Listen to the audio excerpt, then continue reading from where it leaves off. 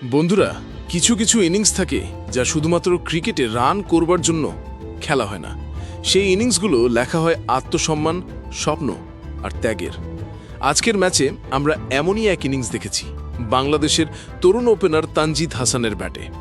যে ছেলেটাকে নিয়েও অনেক প্রশ্ন উঠেছিল, যার সাম্প্রতিক পারফরমেন্স নিয়ে ভক্তরা মুখ ফিরিয়ে নিয়েছিল, যার আত্মবিশ্বাস প্রায় ভেঙে পড়ছিল। আজ সেই তামিম ব্যাট হাতে মাঠে নামলেন যেন এক যোদ্ধা। তার চোখে ছিল আত্মবিশ্বাস, ব্যাটে ছিল আগুন, আর শেষ পর্যন্ত তিনি শুধু ম্যাচ জেতাননি, তিনি জিতিয়েছেন কোটি মানুষের হৃদয়। ৭৩ রানে অপরাজিত থেকে শ্রীলঙ্কাকে হারিয়ে যখন বাংলাদেশের জয় নিশ্চিত করলেন, তখন মাঠে দাঁড়িয়ে চোখের পানি আর আটকাতে পারলেন না তানজিদ হাসান। হ্যাঁ, জয় লাভের আনন্দে কান্নায় ভেঙে পড়েছিলেন তিনি। আর ম্যাচ শেষে তিনি যা বললেন, আপনি শুনে শুধু অবাকই হবেন না, গর্বেও বুক ভরে উঠবে। তাহলে চলুন দেখে আসি শ্রীলঙ্কাকে হারিয়ে তানজিদ হাসান তিনি তার বয়ানে কি বলেছেন।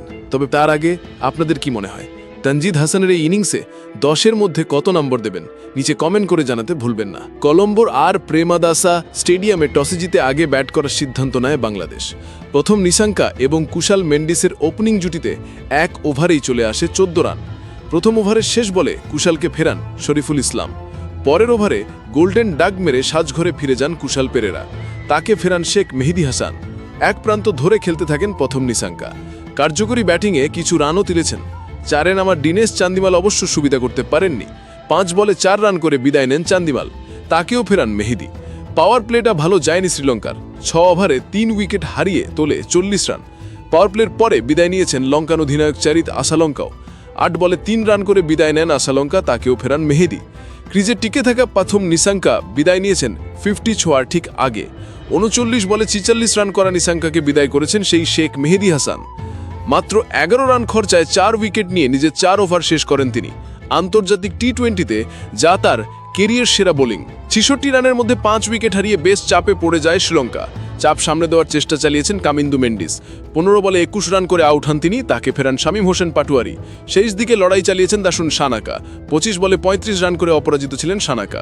নির্ধারিত 20 ওভারে খেলা শেষে 7 উইকেট হারিয়ে 132 রানের সংগ্রহ দাঁড় করায় শ্রীলঙ্কা। শেষ ওভারে এসছে 22 রান।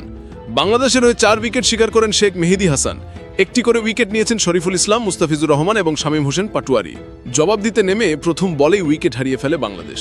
ওপেনার পারভেজ হোসেন ইমন সাজঘরে ফিরে যান গোল্ডেন ডাক মেরে। শুরুর বিপদ শক্ত হাতে সামলে দিয়েছেন অধিনায়ক লিটন দাস এবং টিকে থাকা ওপেনার তানজিদ হাসান তামিম। দুজনের কার্যকরী ব্যাটিংয়ে এগিয়েছে বাংলাদেশের ইনিংস। দারুণ সাবলীল ছিলেন দুজন। পাওয়ার প্লের 6 ওভারে 1 উইকেট হারিয়ে 47 রান তুলে বাংলাদেশ। দারুণ আগ্রাসী ব্যাটিংয়ে এগিয়েছেন তানজিদ তামিম। একের পর এক বাউন্ডারিতে তুলেছেন রান। দৃষ্টিনন্দন সব ছক্কার মারে তুলে নেন 50ও। লিটন থামেন দলের 47 রানের মাথাতে, কিন্তু তানজিদ টিকে ছিলেন। উইকেটের চারপাশে দারুণ সব শটে তুলেছেন রান। দলও চলে যেতে থাকে জয়ের কাছাকাছি। 4-এ নেমে সাবলীল ব্যাটিংয়ে এগিয়েছেন তাওহিদ হৃদয়। পরিস্থিতির দাবি মিটিয়ে তানজিদকে দিয়েছেন সঙ্গ। খুব বেশি আগ্রাসী ছিলেন না হৃদয়। আরেক প্রান্তে ছুটেছে তানজিদের উইলো। দলও চলে যায় জয়ের খুব কাছাকাছি। 21 বল হাতে রেখে 8 উইকেটের জয় তুলে নেয় বাংলাদেশ। দারুণ জয়ে সিরিজও জিতে নেয় বাংলাদেশ। 47 বলে 73 রান করে টিকেছিলেন তানজিদ। 25 বলে 27 রানের ইনিংস খেলে অপরাজিত ছিলেন তাওহিদ হৃদয়। সিরিজ নির্ধারণী তৃতীয় ম্যাচে শ্রীলঙ্কাকে স্রেফ উড়িয়ে দিল বাংলাদেশ। 8 উইকেটের দাপুটে জয় সিরিজও জিতে নিয়েছে টাইগাররা। আগ্রাসী ব্যাটিংয়ে 50 হাঁকিয়েছেন তানজিদ হাসান তামিম।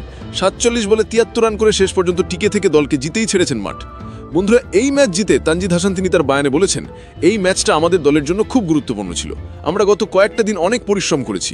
সকালে ট্রেনিং, রাতে ভিডিও অ্যানালিসিস, সবাই শুধু একটাই কথা বলছিল, এই ম্যাচটা আমাদের জিততেই হবে। আর আজকে যখন মাঠে নামি তখন মনে হচ্ছিল এই ম্যাচটা দেশের জন্য, আমাদের সমর্থকদের জন্য। আমি এই 73 রান করেছি নিজের জন্য না, আমি এই ইনিংসটা খেলেছি আমার দেশের জন্য, বাংলাদেশের জন্য। আমি চাইনি কেউ আমাকে হিরো বলুক, আমি শুধু চাইছিলাম দেশের জন্য কিছু করতে। আজ যদি আমার রান দলকে জিতে দিতে পারে তাহলে সেটাই আমার সবচেয়ে বড় পুরস্কার। শেষ বলটা যখন বাউন্ডারি যায় আমি মাথা নিচু করে দাঁড়িয়েছিলাম, চোখে পানি চলে এসেছিল, কারণ আমি জানি এই ইনিংসটা কেবল আমার না, এই ইনিংসটা আমাদের দেশের জন্য। এই দলের প্রত্যেকটা ছিলে লড়েছে আজ।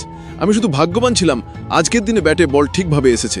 জানি অনেকেই আমাকে নিয়ে সন্দেহ করছিল, সমালোচনাও হয়েছে, কিন্তু আমি চুপচাপ নিজের কাজে মন দিচ্ছিলাম, কারণ আমি জানি কাজই আমার জবাব। আজকের ইনিংসটা সেই জবাব। তবে এটা কারোর বিরুদ্ধে না, এই ইনিংসটা শুধুই বাংলাদেশের জন্য। আমার মা টিভির সামনে বসেছিলেন, আমি শুধু চাইছিলাম আজ জন্য তিনি হাসতে পারেন। সেই হাসির জন্যই আমি ব্যাট করেছি আজকে। তো বন্ধুরা, আপনাদের কেমন লাগলো তানজিদ হাসানের এই বয়ান? নিচে কমেন্ট করে জানাতে ভুলবেন না।